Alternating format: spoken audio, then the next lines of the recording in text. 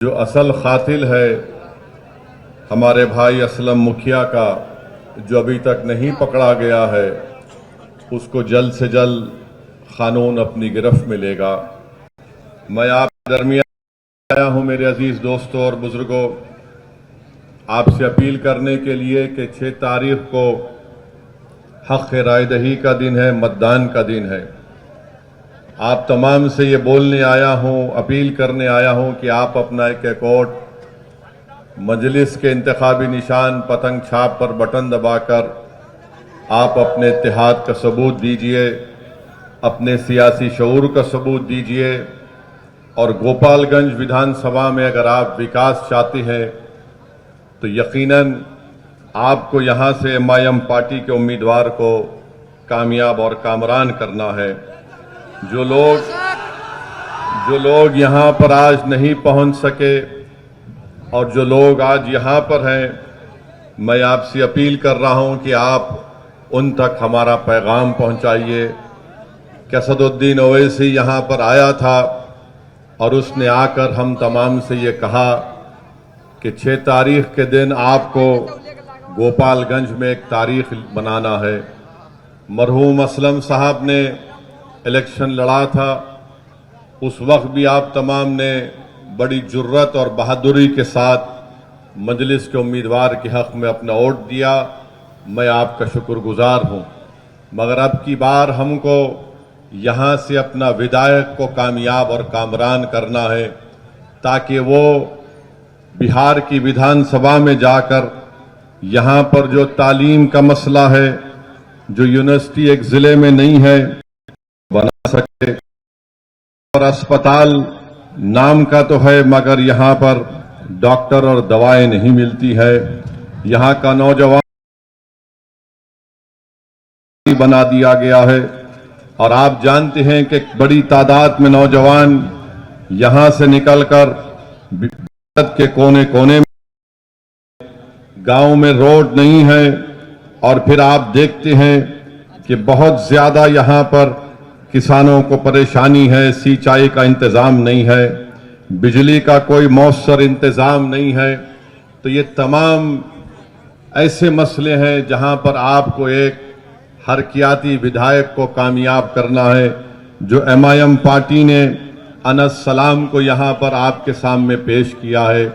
मेरे अजीज दोस्तों और बुजुर्गों, आप देखते हैं कि आज हम ये भी देखते हैं कि बिहार में जिसकी आबादी 3% की नहीं है, वो ये कह रहे हैं कि अब की बार उनका उप मुख्यमंत्री राजद से होगा। और जिसकी आबादी 17% है, उनका कोई नामो निशान नहीं है। अगर कोई बिहार में ये कहता है कि अब के बार मल्ला का बेटा डिप्टी चीफ मिनिस्टर होगा, तो मैं पूरे आप तमाम से एक सवाल और एक फिक्र देकर जाना चाहता हूं कि क्या आदम का बेटा मुख्यमंत्री नहीं हो सकता? क्या अब्दुल का बेटा मुख्यमंत्री नहीं हो सकता? क्या मोहम्मद का बेटा मुख्यमंत्री नहीं हो सकता? क्या अनस सलाम आपका विधायक नहीं हो सकता? अभी चुनाव शुरू नहीं हुआ तो मल्लाह के बेटे ने कह दिया, राजद के नेता के मौजूदगी में कह दिया कि अब के बार उप मुख्यमंत्री हमारे समाज का होगा, जिनकी आबादी सिर्फ 3% है और जिसकी आबादी 17% है। जो मोहम्मद का बेटा है, जो आदम का बेटा, वो ये ख्वाब भी नहीं देख सकता है। तो ये इंसाफ की लड़ाई है, याद रखें। 17% हैं और कितने टिकट दिए जाते हैं? जो 14% हैं उनको कितने टिकट मिलते हैं आप खुद देख लीजिए। 14% हैं तो 36% टिकट दिए जाते हैं।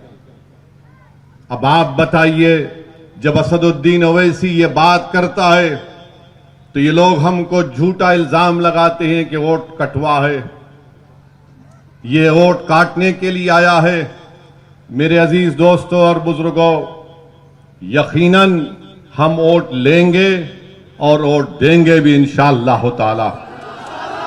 अब तक हम सिर्फ वोट देते आए थे, ये जालिम लोग नहीं चाहते कि आप वोट हासिल करें।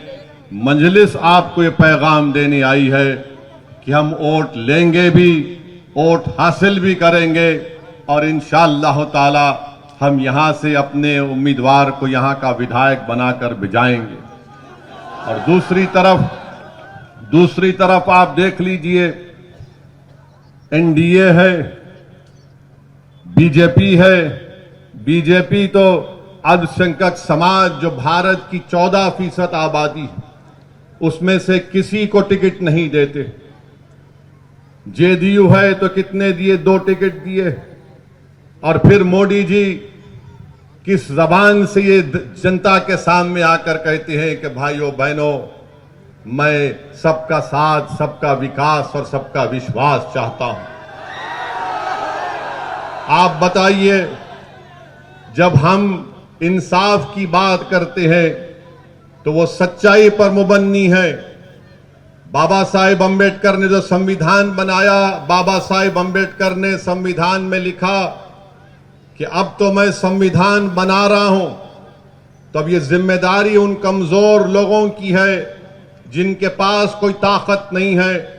अगर उनको ताकत हासिल करना है, उनको अगर सामाजिक न्याय को हासिल करना है, अगर उनको बराबरी चाहते हैं, अगर वो हिस्सेदारी चाहते हैं, अगर वो इज्जत चाहते हैं, अगर वो समाज में अपना मुकाम चाहते हैं, अगर वो नाइंसाफी को खत्म करना चाहते हैं, अगर वो जालिम के जुल्म को रोकना चाहते हैं, तो बाबा साहेब अंबेडकर ने संविधान में लिख दिया कि तुमको इंसाफ को हासिल करना पड़ेगा, तुमको भाईचारगी को हासिल करना पड़ेगा, तुमको आजादी को हासिल करना पड़ेगा। जो हम इस आजादी की जब हम बात करते हैं, हम चाहते हैं कि जो जंजीरें हमारे दिलो दिमाग में डाल दी गई हैं, जिसकी बुनियाद पर हम किसी की गुलामी करने के लिए मजबूर हो जाते हैं, ओवैसी आज तुम्हारे दरमियान में आकर कह रहा है, अगर 3% आबादी वाला कहता है कि मल्लाह का बेटा उप मुख्यमंत्री होगा, तो ओवैसी कहता है कि बिहार के 17% मोहम्मद और आदम का बेटा भी इंशाअल्लाह ताला मुख्यमंत्री होगा। मैं मुबारकबाद भी देता हूं वीआईपी पार्टी के उस जिम्मेदार को कि उन्होंने अपनी समाज के इत्तेहाद और उनके सियासी शऊर की बुनियाद पर पूरे एतमाद के साथ कह दिया कि हम 3% हैं मगर हमारा उप मुख्यमंत्री होगा। अब बताओ, जो लोग मंजलिस पर उंगलियां उठाते हैं, जो 17% की आबादी में है, बताओ क्या संविधान में राइट टू इक्वालिटी नहीं है कि मसावात होगा? क्या संविधान में इस बात की बात नहीं की गई कि भाईचारगी होगी? जब मसावात और इक्वालिटी और फेटर्निटी की और जस्टिस की बात होगी, तो फिर क्यों नहीं हर समाज को उसका हिस्सा दिया जाता है? और फिर दूसरी तरफ भाजपा है जो खुलेआम कहती है कि हम नमक हराम हैं। अरे क्या तुम्हारे बाप का पैसा इस देश में कि तुम हमको नमक हराम कहते हो? देश की आजादी में तुम्हारा कोई हिस्सा नहीं था। यह बिहार की तारीख बताएगी कि यहां पर हमारे बुजुर्गों ने अंग्रेजों की गुलामी से इस मुल्क को छुटकारा दिलाने के लिए जिना के पैगाम को ठुकराया। उन्होंने अंग्रेजों को यहां से भगाने पर मजबूर किया, और जो जंग आजादी में हिस्सा नहीं लिए वो नमक की बात कर रहे हैं। अरे यही चंपारण बिहार की सरजमीन थी। जब महात्मा गांधी के साथ नमक के नाम पर एजिटेशन हो रहा था, तो जो आज हमको नमक हराम कह रहे हैं, अरे तुम नमक हलाली कर रहे थे, नहीं थे अंग्रेजों की। ये देश सबका है, वोट किसी को मिलेगा नहीं मिलेगा, इसकी बुनियाद पर किसी पर उंगली नहीं उठाई जा सकती है। मेरे खिलाफ भी वोट दिया जाता है, यही तो लोकशाही है। मगर भाजपा नफरत को फैलाना चाहती है। और इनके पास कितना टिकट भाजपा ने फॉरवर्ड कास्ट को दिया? भाजपा ने करीब 50 लोगों को, फॉरवर्ड कास्ट के लोगों को अपना उम्मीदवार बनाया। ये क्या है बताओ आप? एनडीए में जेडीयू है, राजद का मामला एक है, देख लीजिए। 36%, 14%, 36%, जो 14% की आबादी उनको टिकट देती है और ओवैसी पर इल्जाम लगाती है। और आप बिहार में यहां पर सबसे बड़ी अकलियत का पोजीशन क्या है बताइए आप। आपको जानकर तकलीफ होगी कि बिहार में जो गरीबी रेखा से जो मृत्यु दर जिसको हम कहती हैं, बल्कि सबसे ज्यादा मरने वाले 1000 लोगों में कोई है तो मुसलमान है बिहार में।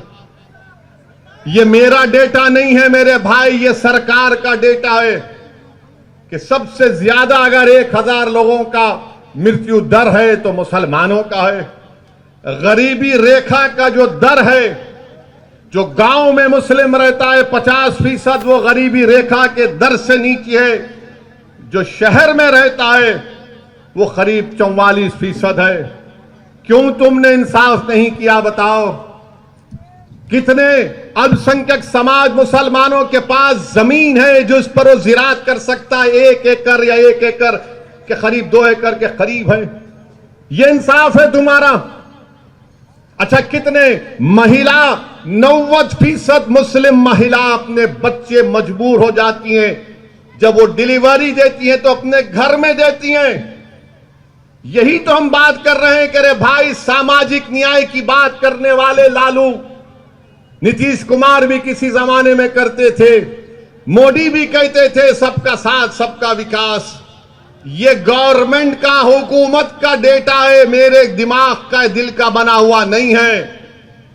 इसको सोचकर जब तुम 6 तारीख को वोट डालने जाओगे तो तुमको वोट देना पड़ेगा।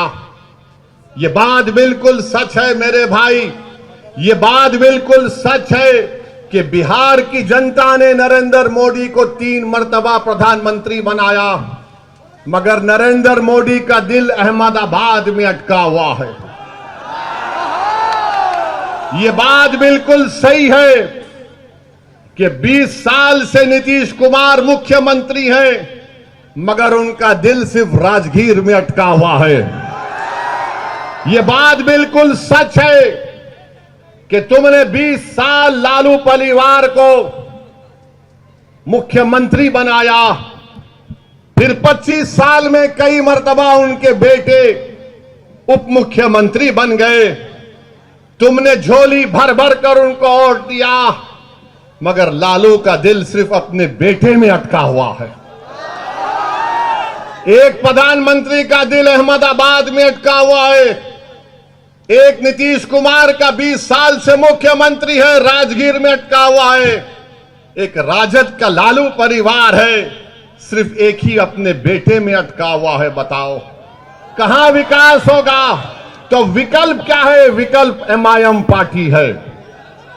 हमने रावण के साथ, चंद्रशेखर आजाद रावण के साथ और स्वामी प्रसाद मौर्य के साथ मिलकर हमने अलायंस किया है। तो हम आपको बताने आए हैं मेरे अजीज दोस्तों और बुजुर्गों कि आप अपने एक वोट का सही इस्तेमाल करिए।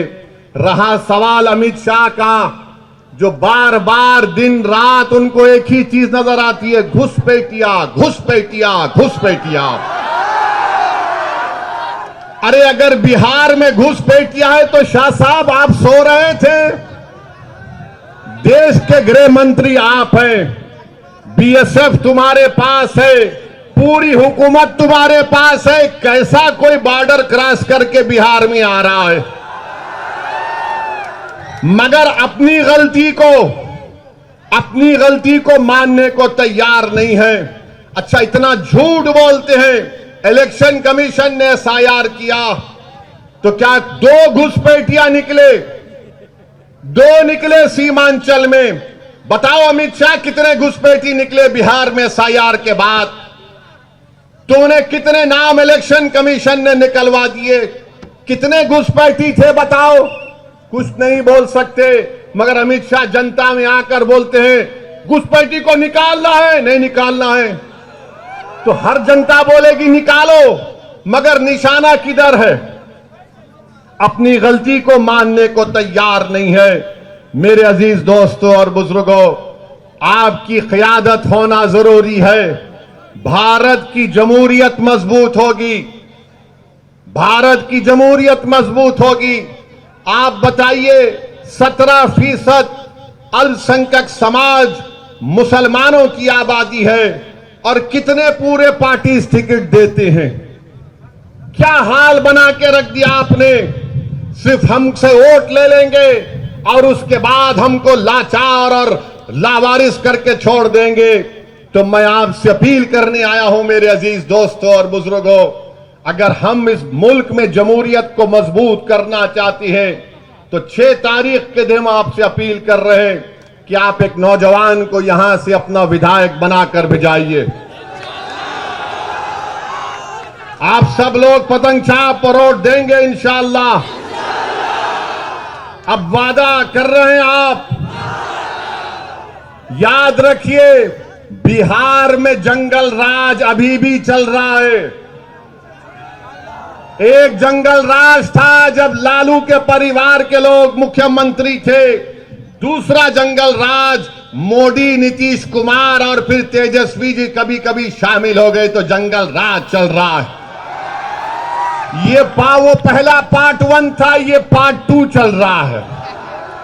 तो दोनों जंगल राज थे जिसमें राज वोट तो ले लिया मगर राज कोई और कर रहा था, गरीब को कोई फायदा नहीं हुआ।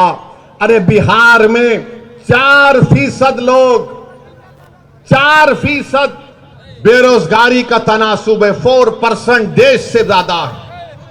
बिहार में 28% लोग अपना घर बार छोड़कर देश के कोने कोने में जाते हैं और फिर बिहार में उनके 28% लोग जाने की वजह से करीब 30 से 50% घर मुतासिर होते हैं। नरेंद्र मोदी, नीतीश कुमार, तुमने कौन सा विकास किया बताओ। बोलते हैं 125 यूनिट बिजली के फ्री देंगे। जाकर किसी किसान से पूछो जो ट्यूबवेल से पानी निकाल कर अपनी जमीन पर पानी छोड़ता है, 6-6 घंटे 8-8 घंटे बिजली नहीं आती, 6-6 घंटे। मगर आज बड़े बड़े बुलंद बांग दावे किए जा रहे।